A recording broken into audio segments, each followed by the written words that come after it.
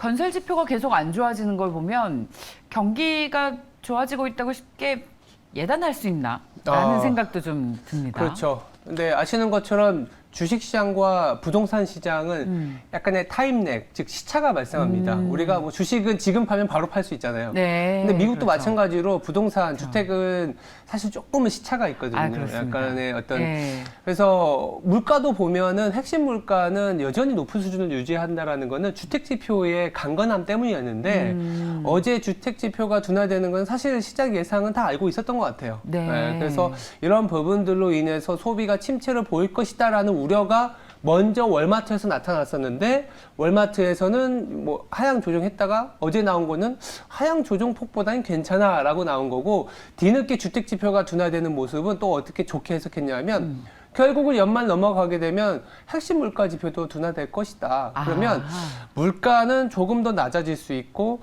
긴축의 압력은 뭐 지금 이상은 더 가지 않을 거고 경기는 월마트나 여러 가지 홈디포나 오늘 저녁에 또 소매 판매가 나오겠지만 그럼 바닥 잡아가는 거 아니냐. 그러니까 일단은 시장이 뭔가 좋게 해석하려는 게 강한 것 같아요. 네. 네. 그렇다면 우리 투자전략 팀장이시자 우리의 앵커인 우리 신종호 앵커께서는 어떻게 해석하셨는지 궁금합니다.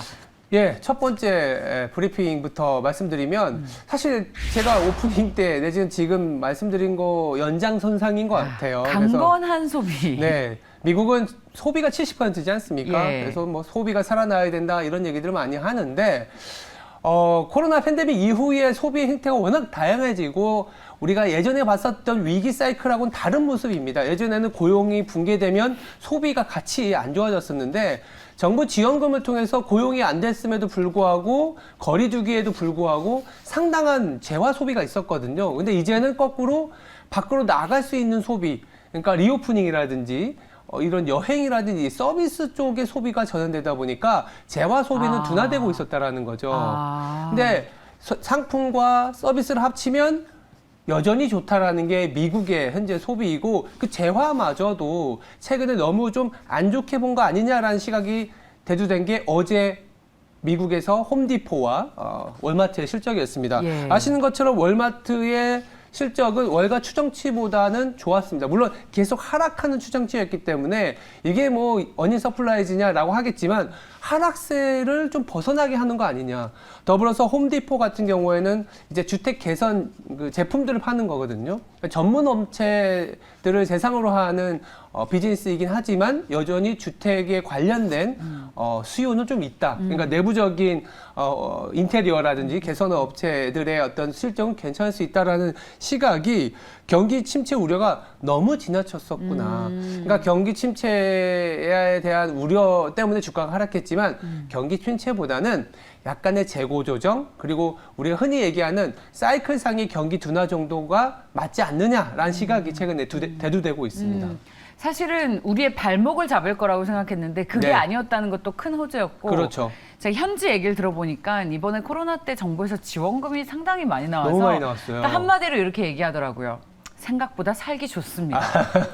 우리는 그래서 그렇지 않았잖아요. 그러니까 미국인들 예. 입장에서는 월급보다 많이 나오는 예, 어떤 보조금. 돈이었기 때문에 맞아요. 그리고 고용의 유연성이 굉장히 뛰어나지 않습니까? 맞습니다. 그래서 예. 굳이 내가 지금 나가서 어떤 질병에 대한 부담도 있는데 일자리를 꼭 찾아야 돼? 찾을 필요가 이런 별로 게 사실은 없었던 거죠. 예, 근데 최근에는 그 정부 지원금이 작년부터 끊기고 그리고 임금도 올라가는 과정에서 이게 정말 소비가 일어날까? 긴축이 나오는데 우리가 예상해 봤었던 그 소매 업체들의 소비는 뚝뚝 떨어지는 거 아니냐? 네. 이런 게 사실 지난 하반기부터 올해 상반기까지 우려였는데 주가도 반영해 왔고 봤더니 너무 과도했어라는 게 최근의 분위기입니다. 너무 과도했다. 자, 그러면 한마디로 경기 우려?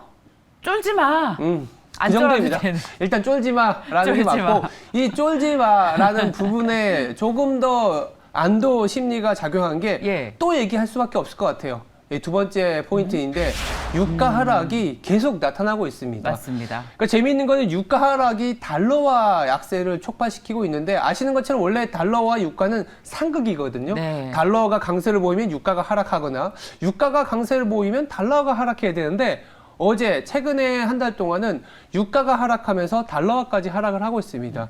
그만큼 긴축의 부담이 줄어들었기 때문인데요.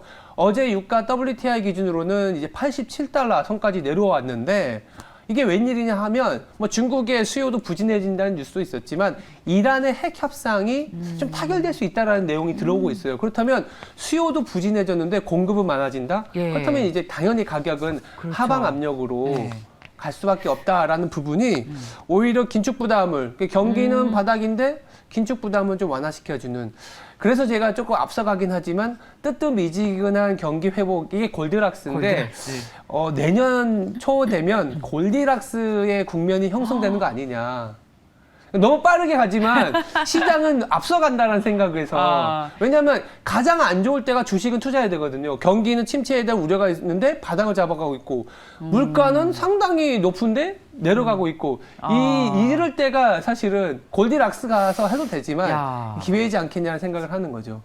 우리 신중한 신중호 전략팀장께서 골디락스를 표현을 하시다니요. 그러니까 내년 내 골디락스 얘기가 나오면 두고 봅시다. 예. 제일 먼저 말씀해 주셨다고 네. 저희가 기억하겠습니다. 네, 알겠습니다. 지금 어디에도 아직까지는 골디락스 얘기를 하지 않아요. 약간 좀 그런데 엄한 얘기라고 할 수도 있겠지만 제가 이렇게 말씀드린 이유는 예. 워낙 센티멘트가 그렇습니다. 사실은 굉장히 줄어들어 있었거든요. 안 좋아져 있는 상황이어서 세 번째 포인트를 보면서 말씀드리겠는데 우리 이 국내 투자자뿐만 아니라 전 세계 펀드 운용하시는 분들도 다 소위 말해서 쫄아 있었어요. 쫄아 있었죠. 예, 쫄지 마야가 맞는 예. 것 같은데 쫄아 있기 때문에 어저께 뱅크 오브 아메리카에서 매월마다 펀드 매니저들을 대상으로 조사를 하는데요. 네. 여전히 현금 비중이 높습니다. 현금 비중이 여전히 높다 보니까 주가가 올라오다 보니 이게 주식을 안 갖고 있는 거에 대한 두려움. 예전에 왜 포모 장세도 있었잖아요. 네. 그러니까 이 리스크 패러티, 그러니까 이제 변동성 지수라는 게 있습니다. 그 빅스가 지금 20포인트를 하회했어요. 그러니까 지난 4월 중순 이후에 가장 낮은 수준인데 S&P 500도 이 빅스가 낮아지면서 동시에 올라왔다라는 거죠. 이게 올라온 원동력이 주식이 좋아 보여서 산 게 아니라 안 좋아질 거라고 봤는데 이게 청산되면서 올라오는 거예요. 그러다 보니까 아주 자발적이고 적극적인 주식 매수가 아니라 어쩔 수 없이 주식을 채워야 그러니까 채워야 되는 상황에서의 주식 상승은 앞으로 더 갈 수 있다. 그래서 JP 모건에서 지난 주말에 보고서도 나왔었는데요.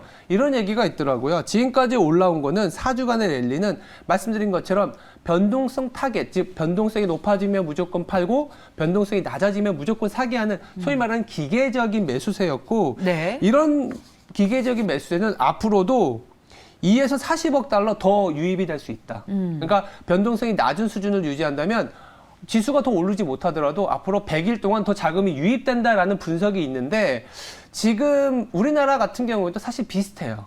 우리나라도 기관 투자자분들의 주식 매수 비중이 굉장히 낮은 수준이고 아시겠지만 앵커님도 아까 이제야 좀 원금이 왔다. 그래서 사람들의 어떤 호불호가 갈릴 수 있는데 이제 진짜 주식 안 해 하면서 맞아요. 주식을 던지시는 분들도 있고 맞아요. 이제야 좀 해볼까라는 생각이 있기 때문에 적극적으로 주식시장에 참여하지를 않고 있다라는 거죠. 작년이나 재작년하고 다른 모습이잖아요.